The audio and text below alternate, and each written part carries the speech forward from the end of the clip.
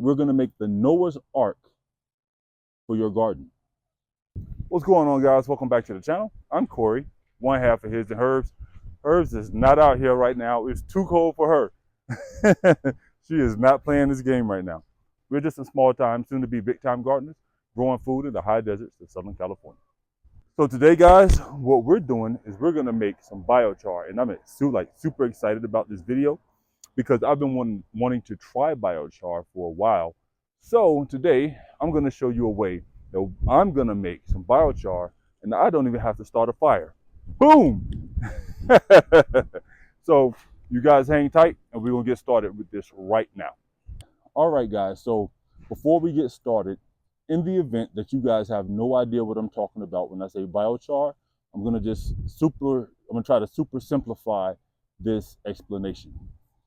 Think of biochar like this. Well, first of all, let's take the two terms. So you have bio, which means life, and char, which is just basically charcoal wood charcoal, right? We're not talking about matchlight. We're not talking about Kingsford.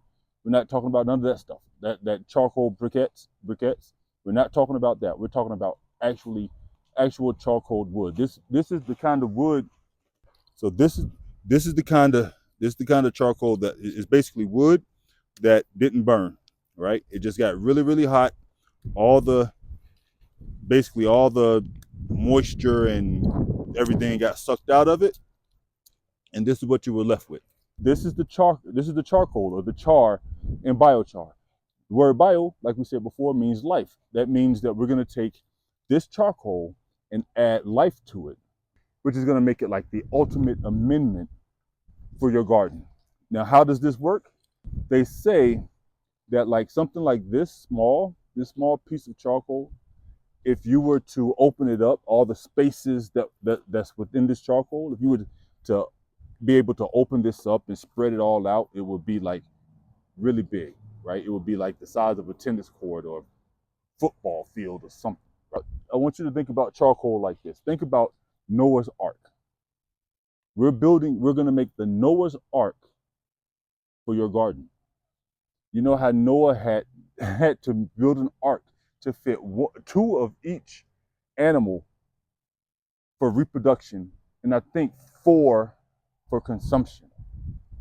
4 of each animal that was used for food for consumption. All right. So in some cases, he had to have 6 of each animal. Don't quote me on the numbers. It's somewhere around there, right? For everything else, he had to have just 2. He had to have obviously a male and a female. But if you think about all the animals in the world, minus the birds that can fly, and the fish that can swim, obviously, they had to come to him, and he had to put them into the ark. Now, this has nothing to do with whether or not you believe in this story or not. This is all for illustration purposes. So not only did Noah have to fit all of those animals, he had to fit his family plus food for undetermined amount of time, right? He had food for the animals. He had to have. I mean, they weren't just eating well, they probably were, but they probably weren't eating just meat. They probably had some grain as well, right? Whatever could last for this voyage, for this amount of time.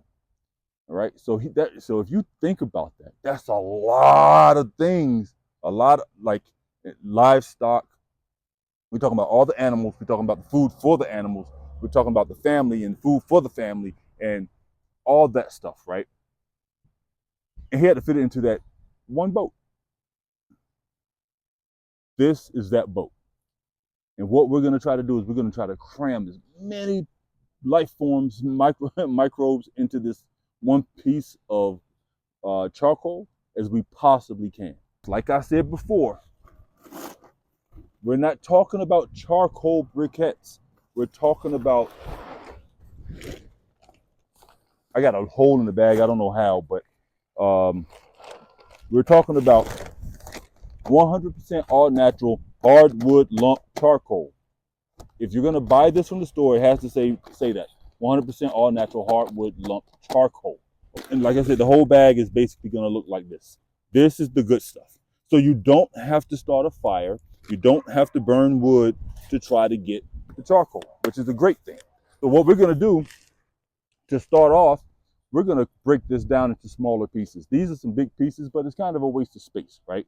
So I'm gonna break this down into some smaller pieces. Then we're gonna start what's called inoculation, right? So the inoculation process means I'm just gonna start adding those things that create those life forms to this broken down charcoal. So let's get this crushed up and prepared for the whole process. Let's get this thing started, right? I'm gonna use my bin right here to set everything up, and I'm gonna bring you in closer so you can see what's going on. So there's different ways we can break this up. The method that I'm gonna try today, I'm gonna just use the sledgehammer to kind of just crush this up as much as I can. See how this method works. Let's check it. Let's test it out.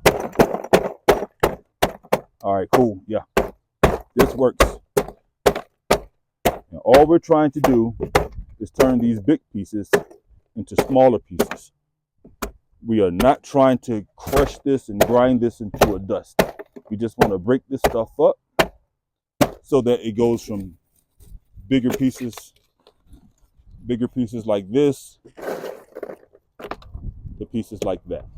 That's all we're trying to do. Okay. All right, guys. So now I have almost a whole bucket of this stuff made. Now, that's about where we want the stuff to be. You can even get it a little bit smaller if you can. I didn't want to because I didn't want to crush it and ground it into dust. I just wanted it into smaller pieces. And here's the comparison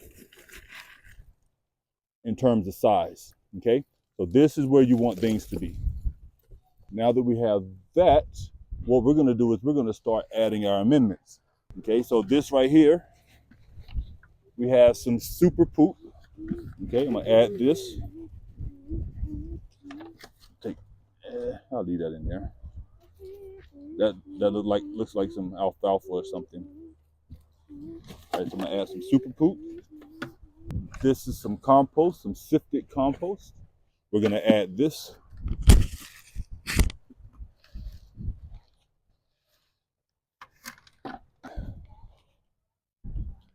Some worm castings, just like a handful of those, maybe two. Some bone meal. Don't know if you see that. It's about to rub off. Throw some bone meal up in there. Alfalfa meal. So the more you add to this, the more potent it's going to be, the more brimming with life is going to be.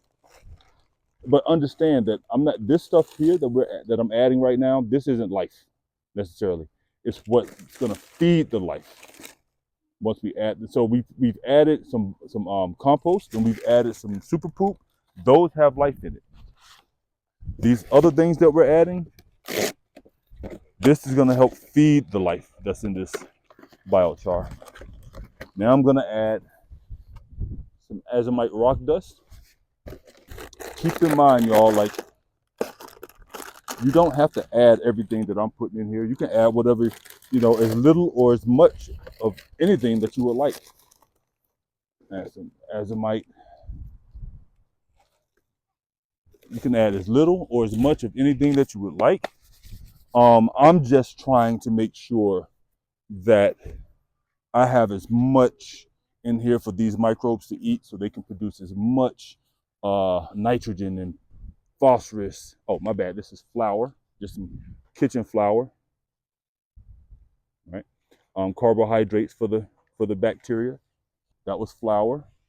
Here's some blackstrap molasses. Not a whole lot. Some unsulfured blackstrap molasses. This is a new concoction I found. So this right here, let me see. Yeah, this is, I had some leaves. I had collected leaves in a bin, and it rained on them, and the water sat, and now I got leaf compost tea. This is worm casting tea.